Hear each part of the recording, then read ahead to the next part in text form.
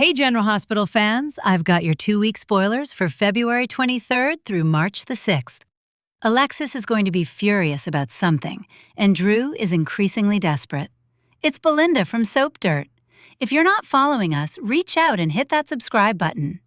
We're going to get right into it. On Monday, February 23rd, we've got Wiley telling his mom Willow he does not like staying at Drew's house. Boy, those kids have gotten used to the Quartermaine mansion, and I think they don't like knowing that catatonic Drew is in the house. Can't blame them. Spinelli tells Lulu he is not going to fight Nathan to win Maxie, and Spinelli tells Lulu also that he assumes Maxie is going to pick Nathan over him. But he can, in good conscience, put Maxie into this position. So at the cemetery, standing near his grave, Nathan is talking to Maxie about how weird this all is, and she is feeling in over her head and overwhelmed. Waking from a coma to an husband is quite the shocker. Rick tells Alexis he's got news about Drew's case, and I think Rick is going to tell her that. Chase planted Drew's key on the key ring. Alexis is skeptical, and she may not believe Chase would plant evidence, and he didn't.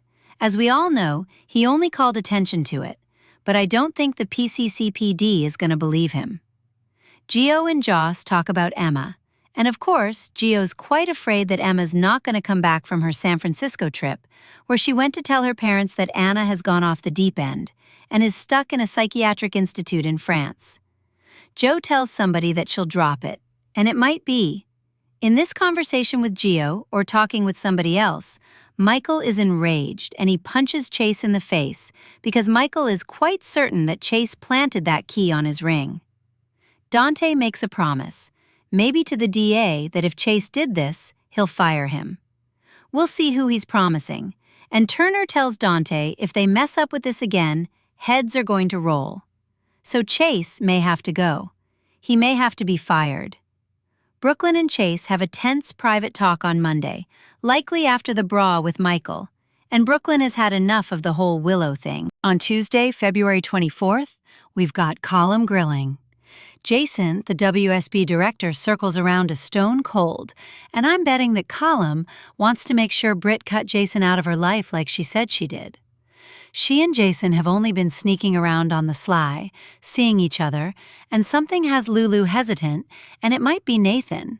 He may still want to date her after this conversation with Maxie. Plus, Lucas gets some critical info, and this may be about Britt's medications and where they're stashed, or more on Marco and Sidwell. Plus, Sonny confides in his brother Rick, and it might be about the angle he's working with Sidwell, or Justine, or his concern over what's going on with Michael and Jordan. Issues someone a warning, and could be Laura about something Sidwell's doing, or it could be to Portia about Curtis and the baby, or something like that. Wednesday, February 20th. 5th is the last day of sweeps, by the way, so look for hopefully a big finish. Dante needs to talk to Liz, and he may have questions about Willow since Justine remains certain that she's guilty, and Molly is encouraged by Cody, and I think he's going to tell Molly, go ahead and publish her romance novel. Looks like Cody's read it all, and he's going to be a big fan. Britt and Jason ponder their options, and this may be about getting their hands on her medications, to reverse engineer them, which has been tougher now that they're being doled out one at a time.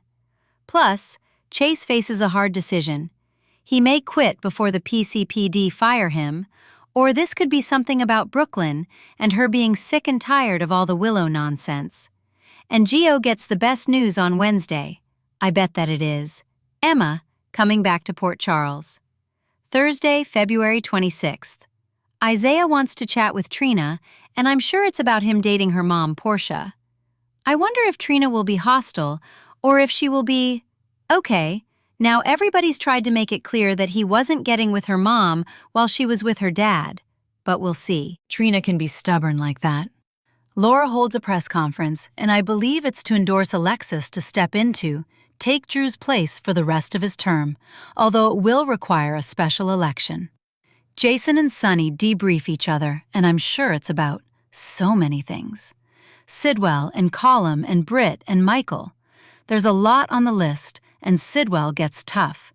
He's playing hardball with somebody, and it may be Britt or Marco. Could be about deception, 'cause Tracy was pushing his buttons on that, or his double trouble. Love life with Ava and Lucy. Alexis is stunned by something, and Willow may also announce to the press she's running to replace Drew, with his blessing. And Nina may set up a big media splash, 'cause she's all about getting Willow into Congress. Now, Friday, February 27th, Lucy is in trouble. She's gonna have to explain herself, and it may be to Sid. Well, she is caught doing something that she shouldn't be doing, and either sabotaging Ava is likely or trying to get some dirt on Sidwell. 'Cause remember, she was telling Sonny that she wants to dig into everything he's doing at Deception, so Lucy may be poking around at Windermere. Plus, Lucas demands answers, and I bet it's from Marco, maybe on the topic of criminality and his father and Britt. Plus, Willow makes a vow to herself. Maybe it's about taking Michael down, to get Drew's congressional seat, to get all the revenge she wants. Recht wants Britt to help her by the end of the week, and I bet it's on matchmaking, Maxie and Nathan. But I don't think that Britt is going to play those reindeer games with her mom. Plus, Laura has to find some chill.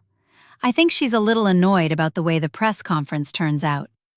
The week of March 2nd through the 6th, we've got Maxie struggling to figure out what is next. Nathan being back is a lot to process. So are Spinelli's.